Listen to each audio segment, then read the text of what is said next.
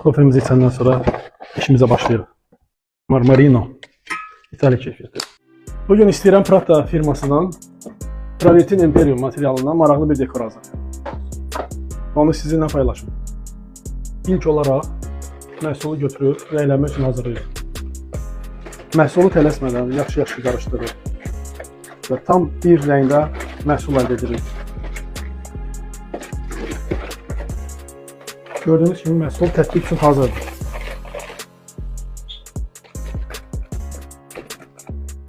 İşte başlamamışdan öncə biz işləyəcəyimiz lövhəyə 10 da kalsium quruntunu vurmuşuq.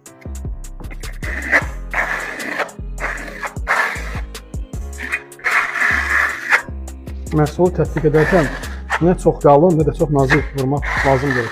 Orta bir qalınlıq var. Təqribi 1 milli kimi.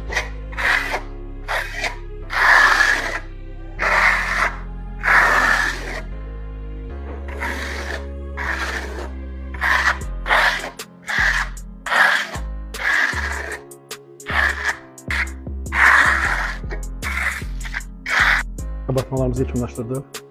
İndi isə 20-30 dəqiqədən sonra ikinci mərhələyə davam edək. 30 dəqiqə gözlədikdən sonra ikinci mərhələmizə başlayaq. Qabartdığımız səthi hamarlaşdırırıq. Unikal bir tekstur əldə edirik. Tez-tez kilmanı silməyi unutmayın.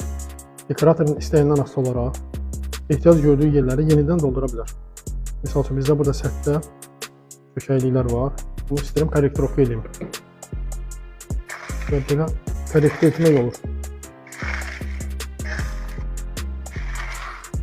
Gördüğünüz kimi lövhəmiz qurumağa başladı. İndi isə biraz da materialı lövhəyə sıxmağa başlayırıq.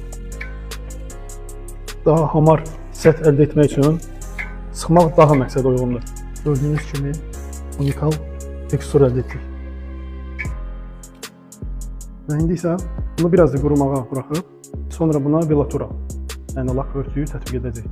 Lövhəmiz quruduqdan sonra ona Prata məhsulunun velatura tüyünü vururuq. Bu həm lak, həm qoruyucu qatdır. Beləcə də islanmaya qarşı ən yaxşı vasitədir. Mən bunu şəffaf istifadə edirəm. Kimsə istəsə bu laka qatıb, kolor qatıb da istifadə edə bilər. Yəni rəngləmək olur. Adətən əhəng tərkibli məhsullara rəng qatandan sonra istədiyim rəng alınmaya bilər. Çünki əhəng tərkibli məhsullar quruduqda rəngi çox açılır.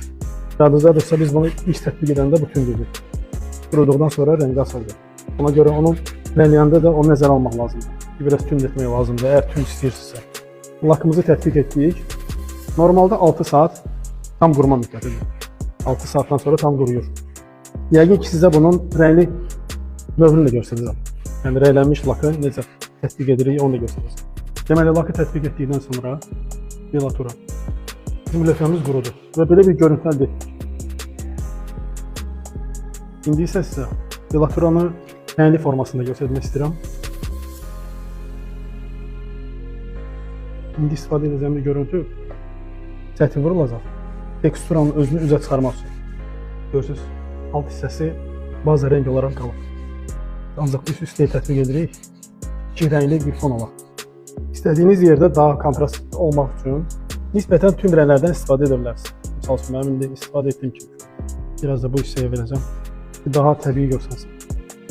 Dediyimiz kimi bu da bu qatda 6 saat ərzində tam quruyur. Əldə etdiyimiz görüntü budur. Travertin Imperium 2 rəng.